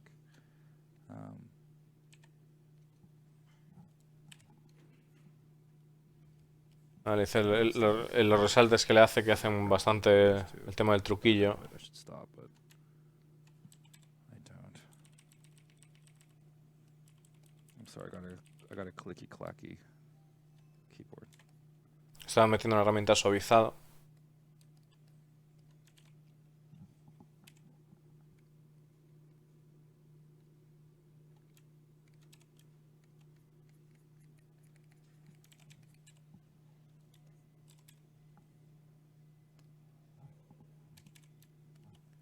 Now, also a little thing that can help with the material is adding tech lines. Una cosa que puede añadir Screws if I wanted to. con el material es añadirle movidas de tecnología, ¿no? Está metiéndole de tornillos. And so now you can clearly tell that this is no longer cloth when it looked like cloth. Y así ya puedes decir que eso ya no es tela, ¿no? Porque tiene tornillos. When it comes to rendering. And the character artist being able to differentiate what material is what is also very, very important. And also for the tech artist, they have to know if something is metal or something is cloth, because metal doesn't bend naturally, right? So like, but cloth does. And so all that information is very important. I think I'm just rambling now. I'm letting you. Sí que es muy importante a la hora de cuando pasan cuando pasan a los chavales de tecnología, es importante decirles qué material es porque como que la ropa no se mezcla, ¿no? O sea, con las formas se referirá, ¿no? O sea, la ropa de metal, por ejemplo, el metal no se dobla, ¿no? Y la tela sí. A la hora de moldarse a las diferentes partes, ¿no? Del cuerpo. Imaginaros ver una gabardina a ver, por un ejemplo exagerado, una gabardina de metal que se mueva ahí como si fuera una hoja de papel, ¿no? Eso no tendría sentido.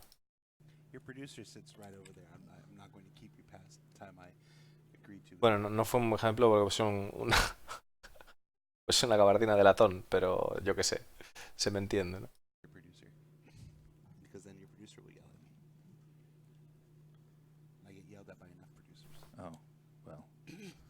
Oh, well, what's an additional? I'm not going for a record.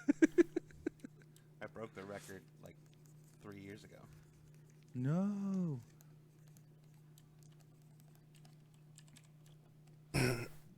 But yeah, I mean, we're running out of time. But for me, I think it does need some sort of color to pop it out. It does kind of seem ELD is very flashy, and so this one seems kind of a little mundane, a little bit more utilitarian than what ELD would make. So I think colors would help, textures would also help. I can kind of like do a quick. This is not what I would do, but just for example, I could just put some sort of texture on top of here to make it feel more, how do you say, crazy, a little bit more high fashion. Claro, está diciendo de que el resultado que tiene ahora que parece más ropa de domingo que de LD, pero que todavía no está terminado y que le está poniendo ahí un cacho ahí que normalmente no hace, pero que está poniendo así algo para que veamos algo más de alta costura, ¿no? So this would be kind of like a step that I might take to kind of spice things up a bit. So also the color choice is kind of it's very utilitarian, which is not ELD. Claro, dice que es demasiado utilitario, que no es But like that's ELD. really interesting, I think. Not nearly enough douche in that jacket. You can say douche. Oh, well, the way he makes it like a sound effect. The way he's Like skadoosh. like skadoosh. Skadoosh. Have I used? He wasn't spelling it the inappropriate way. Oh. He was spelling it the sound effect way. Oh, okay. Have I used my swear currency? Have I used it all up? I'm not going to answer that question. I've been a good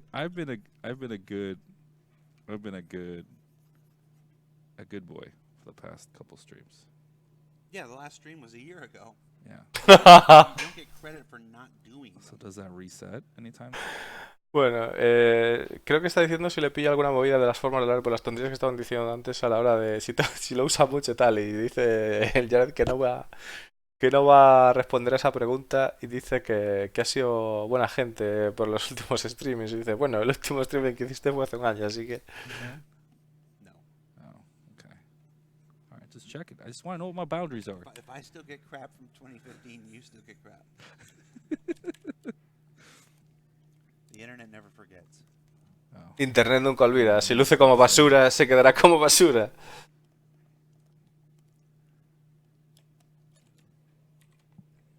Oh, I think this is actually the pink's actually not bad, dude. I'm not gonna lie. The pink and the gray. It's actually not a bad combo. I'm definitely gonna work on this after this. Dice que definitivamente va a trabajar en eso después y que el rosa no queda tan mal con el gris. Yeah, this is a lot of fun.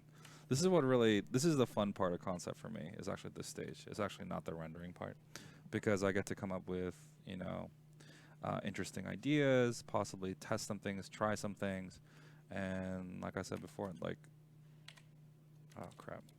Sometimes I just merge everything down and just erase everything. Like I've done that before. The CIG equivalent of the Star Wars Christmas special. I'll tell you.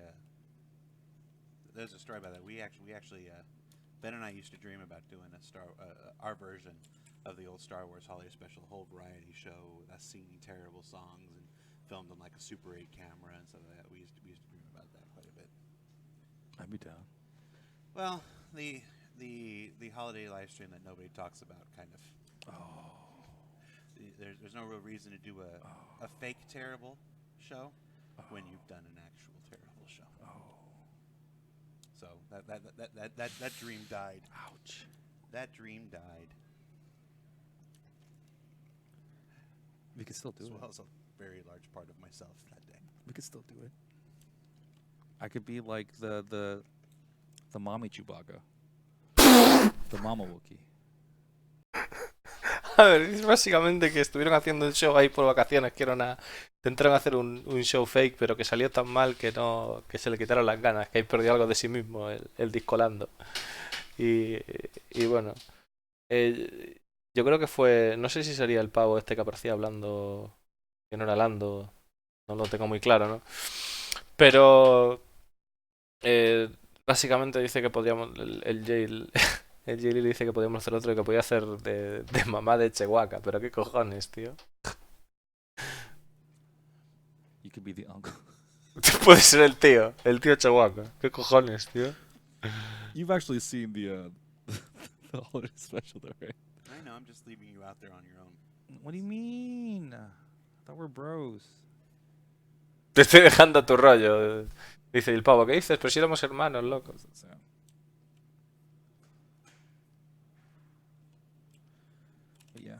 Oh yeah, Jared, you did bring up the idea before, like, what if we had like a self-insulator type of thing? Like it had a glow on the inside Yeah, of yeah, the yeah, cup, yeah. so kind of on the inside thing, to make it seem like it was heating you.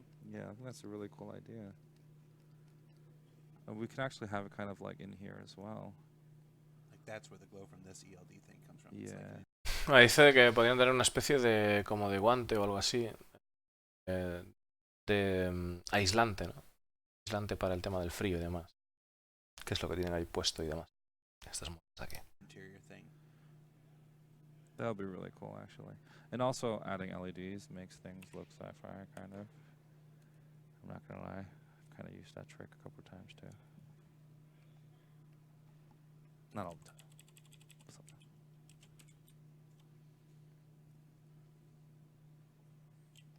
But this is pretty much a very good state of where, like, I could show the art director, kind of like, this is kind of the direction I'm thinking. Bueno, decía antes, comentaba de que esta es una de las partes que más le entretiene, ¿no? Porque es donde puede explayarse con la creatividad y pensar movidas y tal. Que le gusta menos que lo que es el tema del renderizado de las cosas. Ahora pues dice que en este punto es donde se lo podría pasar al director técnico, por así decirlo, o sea, que sería el paso, ¿no? Para poder mostrar qué te parece esto, tal, ¿no? About, you know what I mean? And this is more than enough to be like, okay, I get the idea. And then I'll pitch it to him and explain certain things. Claro, que sería suficiente para tratar de que el otro diga, pues oye, pillo la idea y tal, y pues explicándolo un poquito más, con detalle, no con palabras, de a partir de aquí que le puede mostrar, ¿no? La idea que hay para diseñar ese tipo de pieza. But this is a good place for like how do you say it? Like just to present kind of internally before we pitch it up to the other directors what I'm thinking about. Also, you know, colors are super subjective. There are going to be people who like, yeah, you know, this pink is great, and there are people that are going to be like, they're going to see this pink and they're going to instantly be like, no, I don't want it anymore. Right, of this. Of course. Like this is probably a bit too much pink for me personally, but not for Brad. You don't tell Brad what to wear. No, no Brad's Brad. Vale, pero dice que esto probablemente sea demasiado rosa para mí, dice el Lando, pero dice no para Brett, que es el fulano ha decidido llamarle Brett. Dice, tú no le dices a Brett lo que llevar o no. I thought it was Brad. Yeah, Is it Brett or Brad? He's Brad. Oh, it sounded like you were saying Brett. He's Brad.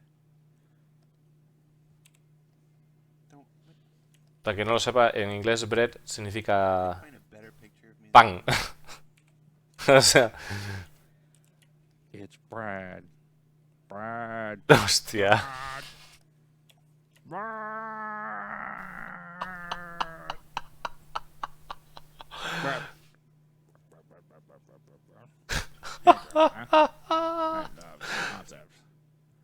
Especially Brad's pink jacket.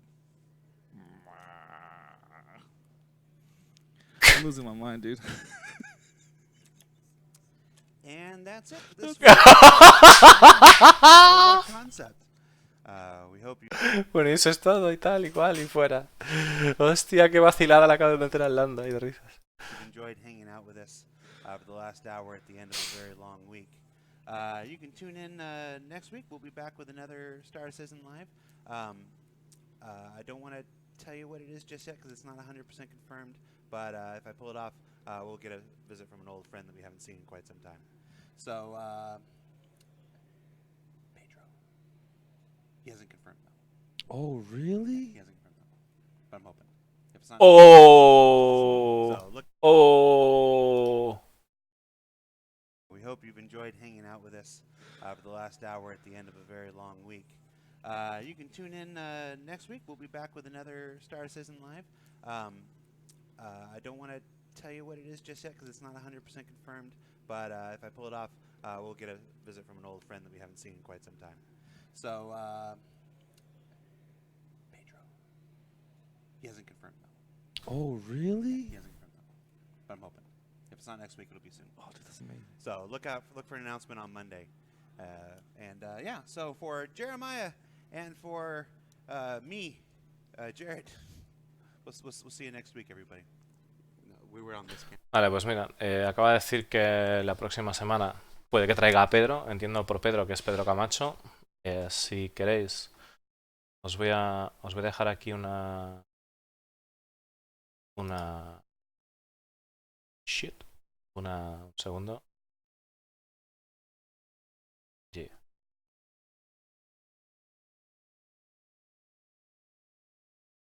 ¿Dónde está?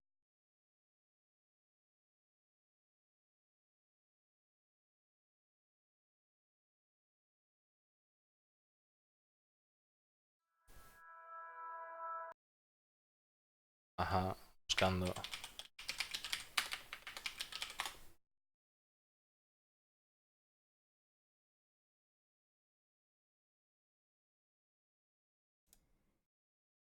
Bueno, pues os dejo aquí el enlace a una entrevista que le hicimos al señor Pedro Camacho.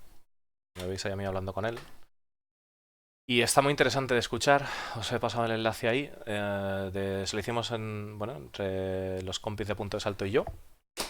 Y que bueno, ya sabéis que aparte de aparte de tener mi propio canal de Twitch y mi propio canal de YouTube, también hacemos los podcasts en Punto de Salto.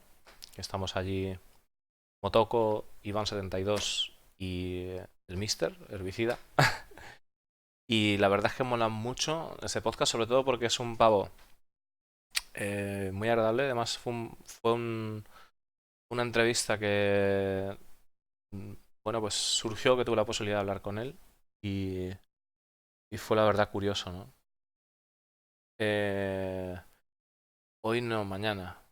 Mañana. Bueno, sí, hoy, pero, claro. Sí. Bueno, pues que sepáis que estamos haciendo además podcast hablando de cosas con Star Citizen, ¿no? Que estamos haciendo ahí con Snake Eyes de Órbita Prohibida y Frost, el señor Frost que ha sido un estelar. Y son risas, la verdad es que mola si estáis haciendo cualquier otra cosilla y tal, os lo ponéis de fondo y seguro que os entretenéis. Y por Dios, escucharos ese podcast de Pedro Camacho, porque la verdad es que me jode que tenga tan pocas visualizaciones, porque muchas de las cosas que dice ahí es bueno que la gente las escuche, o sea, de cómo habla las movidas, ¿no? Y sobre todo de la forma en la que tenemos que hablar con él. Es una manera muy informal, muy de estar en una tasca, ¿no? Tomándose una birra. Entonces es algo mucho más cercano. Merece la pena por eso. Así que nada, chicos. Voy a cortar con el Live. Lo que sí